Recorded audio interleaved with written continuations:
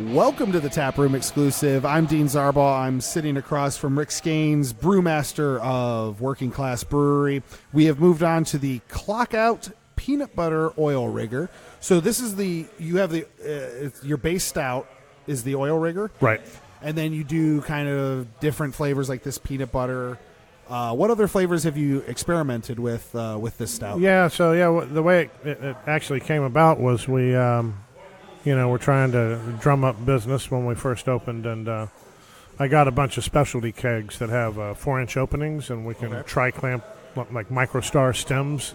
Okay. So we can stuff anything in those kegs because there's a Gotcha. 4-inch hole, and then you can put the stem in. But, we did a vanilla, hazelnut is real popular.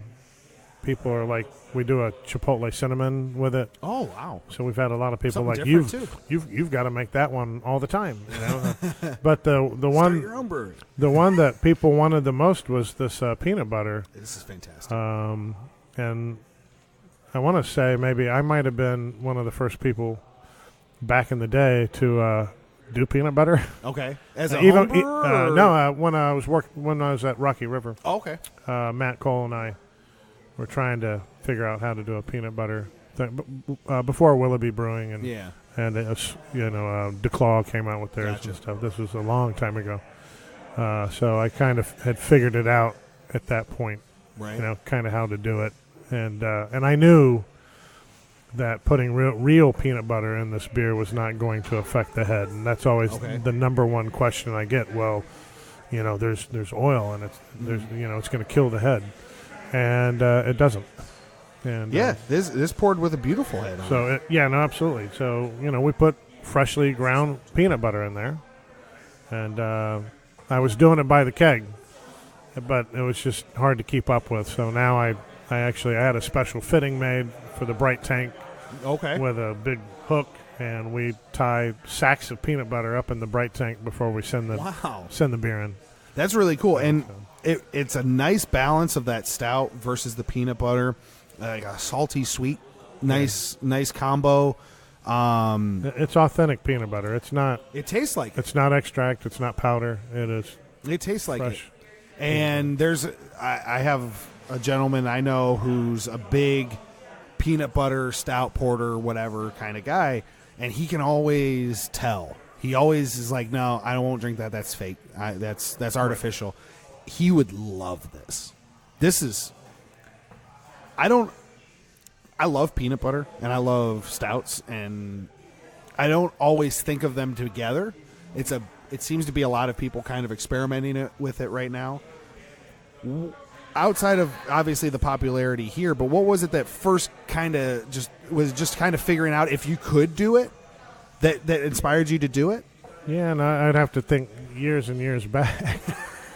But, it wasn't even my idea. Matt Cole, who's now the head brewer and owner, Fatheads, wanted to do it, and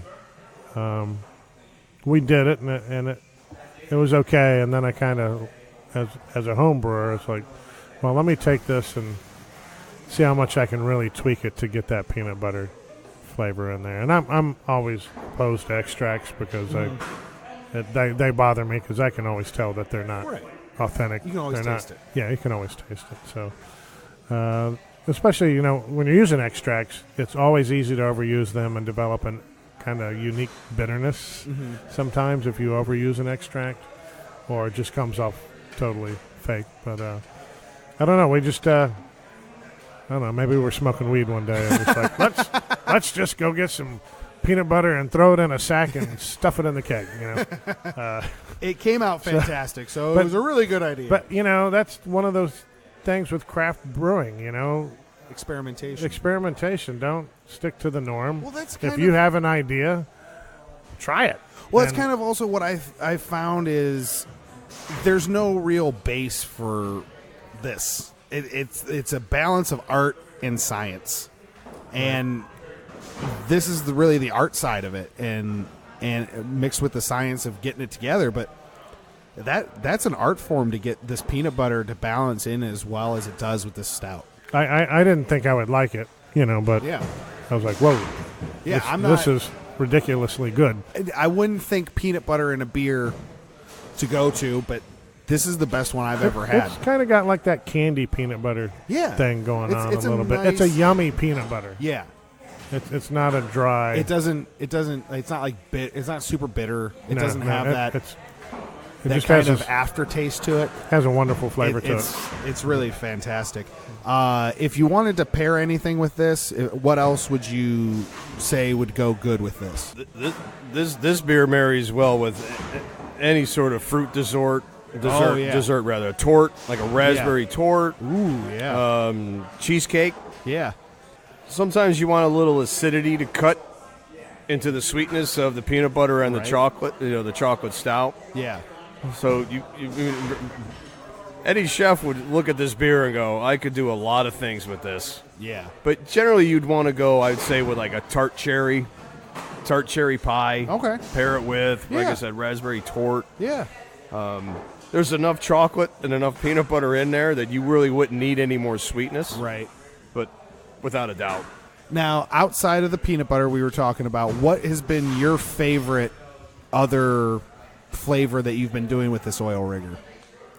Well, that's a base beer that I think the hazelnut is The hazelnut? one of my favorites. Now, that is actually extract. Okay. Hazelnut's one of those flavors that... But that's a hard thing to kind of It's one of those flavors that I don't think there's any way around it. And it's just a wonderful tasting beer. Again, you got to know like where the line is in terms of concentration, because it will give it a weird kind of bitterness to it. Okay, that's what I was going to ask. But yeah, there's a few things out there that you're better off with extract, as much as I'm against them. Right. If you're not, if it's going to overtake, or if it's not going to balance properly, by using the real thing, then yeah, we used to have a guy that came into Rocky River Brewing Company, and that's all he ever wanted. Really? And most of the time we didn't have it, but he was man. always waiting. Well, it's always nice to have a really nice, to have that kind of fan base, to know that there's someone out there that's really looking forward to that beer. Oh, absolutely. Man, we do the cinnamon chipotle. That's what Carmen just poured me. Wow. I'm going to have to give my dad a sip of this. My dad surprised me here at the interview. He likes a little bit of like a little spice in his beer. And he's got a flight now too. I'm looking up at him. Nice. He loves a little bit of spice in his beer. This is really nice. Nice cinnamon, but not super hot. That's my theory on any beer, any chili type beers or pepper type beers. If you're reaching for a glass of water, then maybe it's not beer, right? The beer is supposed to quench your thirst. Right. It's supposed to be enjoyable, quaffable. But there are guys out there that make some like burning hot chili beers. And, to each his own. But Carmen poured me the hazelnut as well here. Really nice. Yeah, it's ridiculous. That's really nice. That's like drinking Nutella. Straight up, that's drinking Nutella. Well, actually, we might have to take a keg of the peanut butter. That's what I was going to. I was going to ask. That's, you read my mind, Rick. I was going to ask if you were ever going to do a peanut butter hazelnut combo, because I think that would be fantastic. We actually do a peanut butter jelly. Ooh, one. You will have to keep me in touch with that one. Yeah, that was we did that. Was it last summer? Anyway, it was. That's all people were taking growlers of at home. Yeah. That's really nice. That's really cool that you have it's kind of fun to play with stuff like that, isn't it? Oh, absolutely. Is that kind of the what drew you to brewing in general? Was I get to play with all these fun ingredients and see how they kind of turn out. When I started, we didn't really have all this craziness that we have now. We homebrewed. We homebrewed because we wanted great beer and it wasn't available. Right. And you wanted fresh beer. Absolutely. Fresh German beer. Right. So it wasn't back in the day, you're talking late 80s, early 90s. I mean, we didn't have all these early in the beginning. Yeah, in the beginning, there it was lagers, Vienna lagers, porters, Yep. maybe. Was porters really there then? Or is that kind of late, a little bit later? Like, I don't really. Some of these style kind of came a little bit even later and stuff. Well, I know porters are an older style, but I didn't know if they were moved American, over here yet. Yeah, the American porters. Yeah. But no, this is a really cool, fun experimental series that you guys do with this oil rigger. I highly recommend anybody get down here and really get a flight, try all of these. Like, this is a really cool experiment in what you like as a drinker, and finding out what the brewer likes to brew as a brewer. I think it's a great absolutely. thing. No, it's fun, and you never know what you're going to come up with sometimes, Right? Or what's really going to come out well. Yeah. It's when you're doing it for the first time.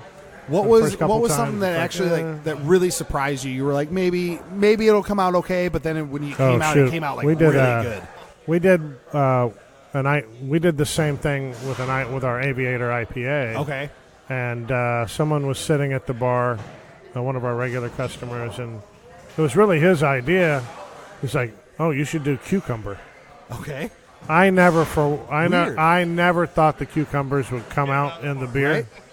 It was like a home run. I sliced up 2 pounds of cucumbers, put them in a sack, and I had a cucumber like, Kolsch, and it was fantastic. I'm really shocked at how well the cucumber, just fresh cucumber, translates to the beer. I'd be very interested to see. So you did that in an IPA in the Yes. Aviator. Yep. I'd really be interested to see how a cucumber, because the cucumber with the Kolsch was very nice. Cucumber with an IPA is probably fantastic. I just didn't think it would translate. It's one of those things. Like, you don't think put 2 and 2 together on that. That's fantastic. It was just so huge in the flavor. I mean, it was just like, wow. Nice. That's pretty cool. Right? Absolutely. Tune in next week as we feature the Aviator IPA. And have a good one. Thank you all for being here, and have a good night. Thank you.